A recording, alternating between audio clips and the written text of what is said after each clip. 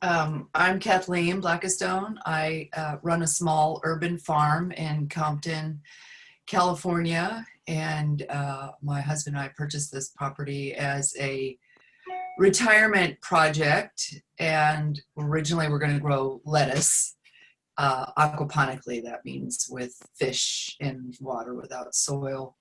And we had the good fortune of having a random event, and a black cowboy knocked on our door and asked to lease our backyard for his horses. And since we weren't going forward with our plan immediately, we said, yes, please come for 6 months.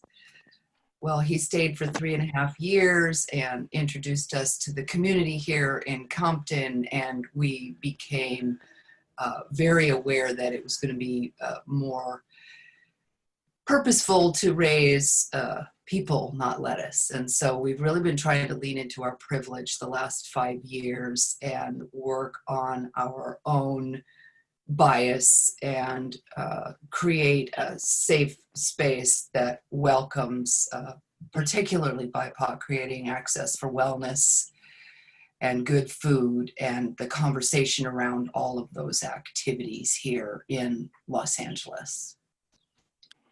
I can say that, it started when several years ago that I asked permission from you to be able to talk about race specifically, and knew that I was making you do some of that work. And you agreed to support me through some of those early conversations where I was trying to understand, I think, what's now been, deemed white fragility, and some of these other things that were coming up for me, and I was purposefully placing myself in spaces where I'm one of the only white people so that I could start to understand not what it's like to be Black, but to be the only one in the room, so to speak. And, those were very encouraging conversations that you provided to me. And then I went and found some of the other groups that are here in this country, particularly AWARE, which is the Alliance of White Anti-Racists Everywhere, and was going to those meetings and going through some of those exercises so that I could really start to unpack this systemic environment that I'm part of, that I was educated in, and, really begin to understand a lot of the ways in which I had privilege beyond my own economic status, right? I think for me, so much of that was silent in my own thinking until this project started. And, I became friends with our cowboy really quickly, and we would have conversations also about race, and come to find out that he had been incarcerated as a young man for something that I realized if my son had done it, we would have paid a lawyer, and he probably never would have stepped foot inside any kind of juvenile justice environment, and it just wasn't okay.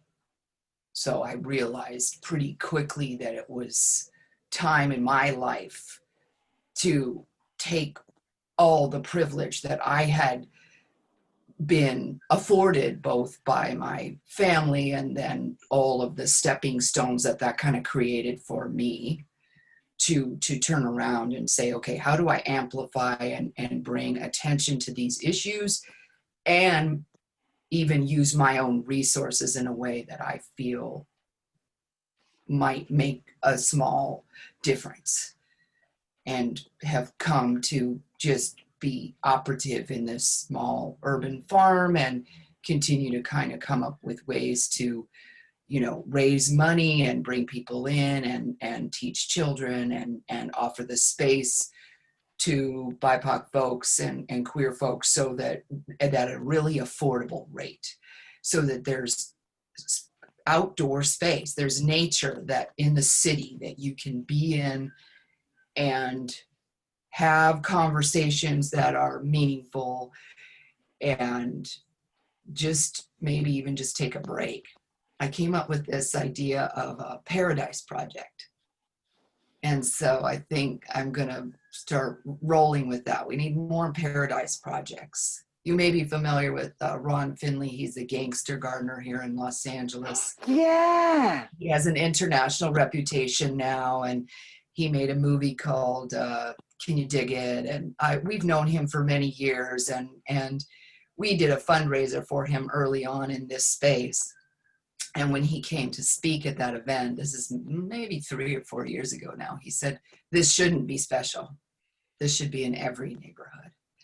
And I 1,000% agree with him. And so I suppose, you know, looking forward, our vision would be, is there a possibility to create a collective that we can sell at a very reasonable rate this land to, so that it has some perpetuity in this purpose of access? And or can we add other Moonwaters? And they don't need that name, but can we have other Moonwater farms in other neighborhoods that are really around land sharing?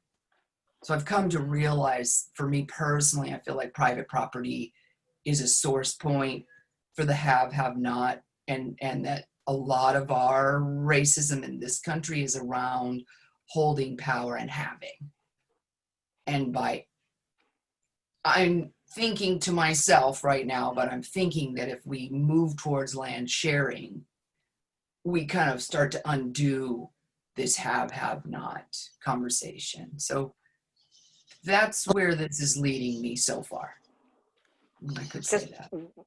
That is the city that I'm in, and it's what's called a metronym, which means that we associate certain things with Compton that are from a very narrow part of its history. It's the second oldest city in Los Angeles. It was the original farming town. It was settled by farmers from Fresno. So it isn't guns and drugs, but it has that reputation. They came to Amsterdam, and they caused so much issues with a whole load of white people who still to this day are not interested in giving up their privilege. They want to do the talk without doing any walking, you know? And that is the case. Well, we saw that this summer too, in my opinion. Yeah, it was easy to say, do this, support Black business, but those weren't the people who had been doing the work, right? It's what do you call it? Virtue signaling, right? Yes. Mm-hmm. There's been a lot of virtue signaling this year.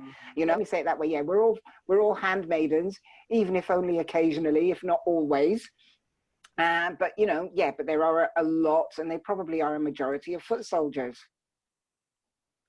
Yeah, I want to echo that, and I think for me personally, I had a very long career in the packaging business in sales, and you know, had what maybe feminists think of as not a particularly female-centered positioning, right? Because that was my livelihood, and if I did it a certain way, I made quite a bit of money.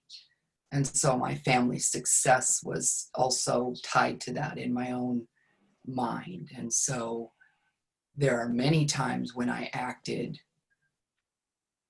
within the patriarchy, for sure, supporting the structure the way that it is. And it was not always as conscious as I'm speaking about it right now, right? So I was going to share, I think sometimes it's an unconscious collusion, because again, these systems kind of feed you should. This is what it looks like, right? We haven't done the best job raising independent thinkers, even the way we educate ourselves. Oh, we're all going to go to college and get a degree, you know, because that teaches you how to think a very certain way, designed by who? The white boys, right? So, I mean, it can be really hard to undo that stuff in there. It takes time for most of us, or many of us. I'm Well, really I impressed think with the younger most, generation that I'm meeting or who are coming through here.